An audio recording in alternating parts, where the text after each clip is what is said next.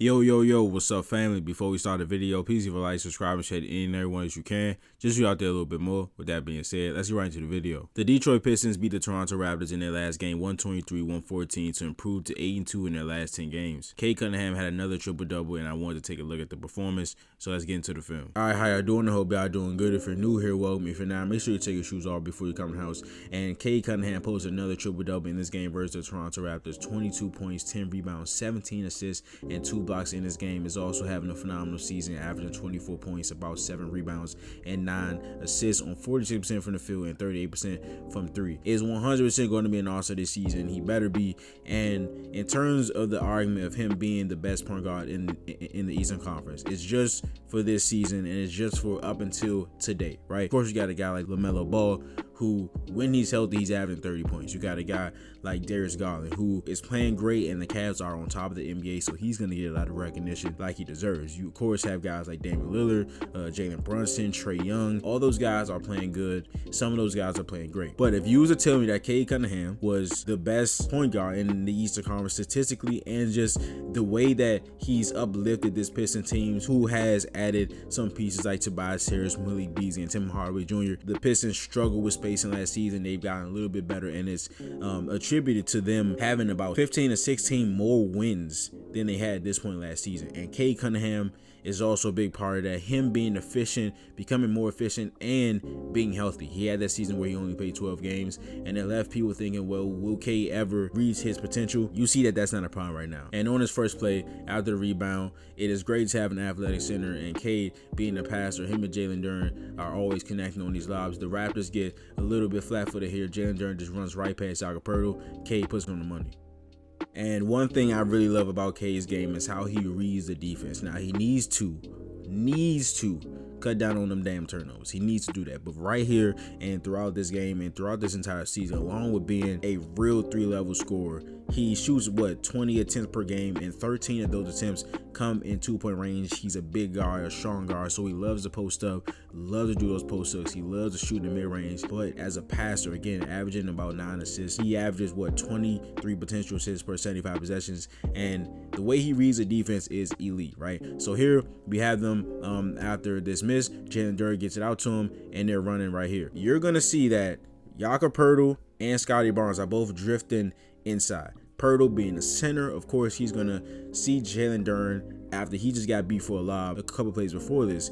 He's gonna drift to Jalen Duren as expected. And right here coming into the frame, you got Emmanuel quickly telling everybody to go to Jalen Duren.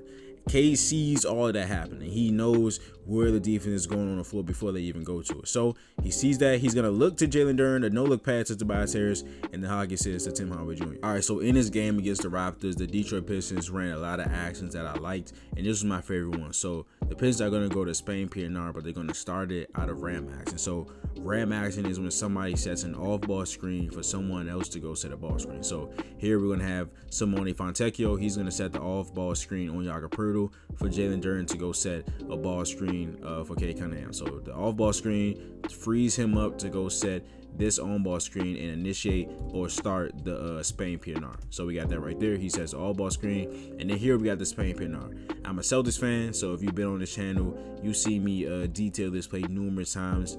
It's a very popular action around the NBA. Spain is a type of pick and roll in which a back screen is set on the ball screener's man. So you got Jalen Duren, of course, setting the on-ball screen for Cade Cunningham, and you're going to see Malik Beasley here. He's going to come up to Jakob Poeltl after the ball screen is set, and he's going to set a back screen on Jakob Poeltl. And this just opens up so much, because if this man does not see this coming, that means this man who's guarding the back screener, he has to cover for him. You want this man who's setting the back screen to be a shooter all the time, because the last part to Spain PNR is after this back screen is set, that man is going to come out and he's going to go to the 3-point line as he gets wide open.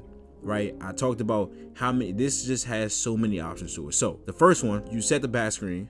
If neither of these defenders go to this roll man, this puts a lot of responsibility on this tag man here in this corner, because now he has to guard 2-on-1. So you see RJ Barrett comes over and he's preparing to stop Jalen Duren, which means Tobias Harris is wide open. Cade can easily make this pass. Of course, like I showed earlier, you have Malik Beasley, who they're so focused on this back screen. You got Poeltl trying to get behind the back screen. You got Bruce Brown just being here. You got RJ Barrett trying to tag Jalen Duren. That's 3 people worried about this back screen or Jalen Duren. So now, when Malik Beasley clears, he's wide open. But none of that even matters because Cade right here has a 2-on-1 because he has gotten past Jamal Shead. So now all he has to do is do a Euro step to get past Chris Boucher and get a layup. All right, so we got another play I like by the Pistons, which is Cade Cunningham a pull-up 3. So we got them entering the ball into Isaiah Stewart. They're gonna go to some stagger look here. So stagger action is 2 of the same off-ball screens set with just a little bit apart from each other. So we got Fontecchio setting one screen like this, and we got Ron Holland setting the exact same screen like this with just a little bit of space between them. But this gets kind of funky because Ron Holland just runs right through, maybe for spacing purposes, and then it just turns into like some Chicago action. Chicago action is when somebody receiving a handoff gets a pin down. So it's a handoff in which the handoff receiver gets a pin down, then gets the dribble handoff. So you see Fontecchio, I guess this turns into a pin down for Chicago action. Then Cade's gonna come all the way over there, receive the handoff from Isaiah Stewart. He's gonna set a screen, and Cade's gonna hit that pull-up 3. And I talked about Cade's size and strength playing a big part in this offensive game and him using that to play to his strengths. He loves that mid-range area. He loves that post area. But on this play, it helps him with a drive. He's 6th in the NBA in drives per game. And you can imagine how that helps him with his passing, with those kickouts. And the Pistons have surrounded him with better shooters this season so that those passes can actually result in more assists. So here the Pistons are going to go to some horns flare action. Horns alignment, the quickest way to identify horns action is through the horns alignment. And that is when you just have 2 players on each elbow of the free throw line. So you got Isaiah Stewart here.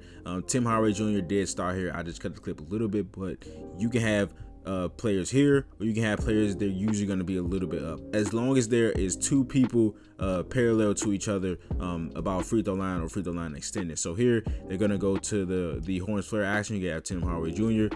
He's going to set the ball screen for Cade Cunningham. As he sets that, you're going to have Isaiah Stewart come up here and try to set a flare screen for Tim Hardaway Jr. He's going to come out and they're going to try to get the ball to him. They don't end up getting the ball to Tim Hardaway Jr., so it just turns, you see the flare screen right there, it just turns into some get action for Cade Cunningham. Get action is when you pass the ball to somebody and you immediately just go get it back for the dribble handoff. They get into their own 2-man game, but watch how he just carves out space with his body. Dude, that is a point guard, bro. Good initial defense by Jacoby Walters, but Cade gets him on his side, loses him with the crossover right there. But Kelly Olynyk, he has to spin back into Jacoby Walters because of the help right there by Kelly Olynyk. Not great spacing by Isaiah Stewart, but it is what it is. Cade spins back, but watch how he just bumps him and carves out his space. Does that spin move, knocks Jacoby Walters back a few feet, carves out the space, and gets the and-1. And here we got Cade again as a scorer, as a handoff receiver in this action from Ausar Thompson. Just getting him in a position, getting him to one of his spots, isolated on the right wing, right here in this mid-range post area on the block. Just using that chicken wing right there on RJ Barrett, not fully extending his arm, but getting the step back mid-range. And this was just a savant level pass hit by Cade Cunningham. He's gonna drive right here after the pick and roll, and that might not seem like much, right? And I may be overdoing it just slightly, but I feel like this was intentional, and it was a good job by Cade Cunningham, of course, but also by Tim Hardaway Jr. Sliding a little bit. So you're gonna have the pick and roll right there. You got Jalen Duren setting it. Cade Cunningham goes by Scotty Barnes, and so look, I just want y'all to try to see what I see right here. So as Cade Cunningham picks the basketball up right there, Grady Dick already knows he's picking it up and he's going to pass it. So now he's going to run back to Tim Hardaway Jr. He has an idea where Tim Hardaway is, and he's going to try to run straight because he thinks Tim Hardaway is going to stay in this position. Cade changes the angle of this pass as he hangs in the air because Grady Dick's natural direction to Hardaway Jr. is straight. So if he throws this pass right here, it's an easier closeout for Grady Dick, but he picks up the ball, throws it to right here to the side of Grady Dick. So now he has to make a more difficult closeout. He has to not only run forward but run sideways. Tim Hardaway Jr. again, like I said, does a nice job coming over to the slot and making that pass from Cade Cunningham work, and he knocks it down.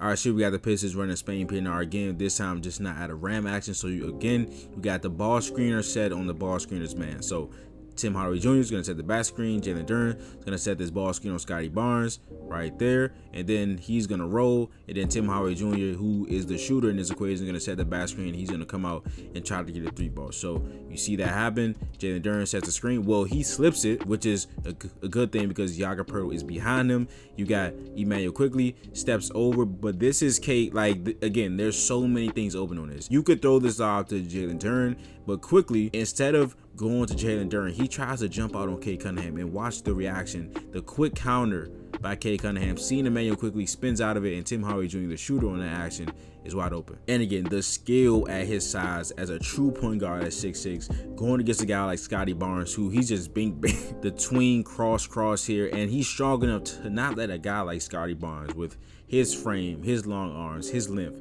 not. If Cade Cunningham gets you on his side, it's over. There is not a lot of guys that can recover on Cade Cunningham when he gets this advantage, because again, the strength, and he's able to get once he gets his shoulders past you. Again, 6th in the NBA in drives per game, and he's also a good finisher. Does that here. And of course, Cade Cunningham, not the greatest of defenders, but he can be a really solid post defender, especially as a point guard, again with his size and strength. And he is a positive perimeter ISO defender this season. He had a lot of good plays at the rim. He surprisingly ranked in the 91st percentile in rim protection this season. But here against Scotty Barnes, again, a guy that you would think could take advantage of most point guards in the post, Cade gives up absolutely no room here. And then he kind of pulls the chair on Scotty Barnes right there as he does the fadeaway, and he contests. Here are the other plays from Cade defensively at the rim. Of course, he had 2 blocks, but he changed some shots, and opponents this season are shooting 8% less than expected on Cade at the rim. And here is the second of those 2 blocks, here being in held position on the Scotty Barnes drive. Blocks that right there. They get the ball to him. Well, Tobias Harris walks it up. They get it to him, and of course, being the point guard that he is, he's going to recognize that Isaiah Stewart, there are going to be cross matches when turnovers happen, and there's going to be cross matches in transition and semi-transition. He sees that Isaiah Stewart has Bruce Brown on him. Isaiah Stewart does a nice job carving out space and a pass lane for Cade Cunningham. He notices it, puts the ball right on the money for the layup. And again, his strength and size, being able to own his space and never be knocked off his line. RJ Barrett is riding him right here all the way to this slide. He never gets deterred on his movement. He's not going backwards at all. He's like a running back, right? He's like a power back playing point guard at 6'6". He never gets deterred, owns his line right there, using the chicken wing again, using the power of that elbow right there, not using his hand. Gets the easy step back mid range. But that is the video. If you enjoyed it, please leave a like, subscribe, and share it in everyone as you can. Just so you know out there a little bit more. But I will see you guys in the next video. This is Nick. Peace.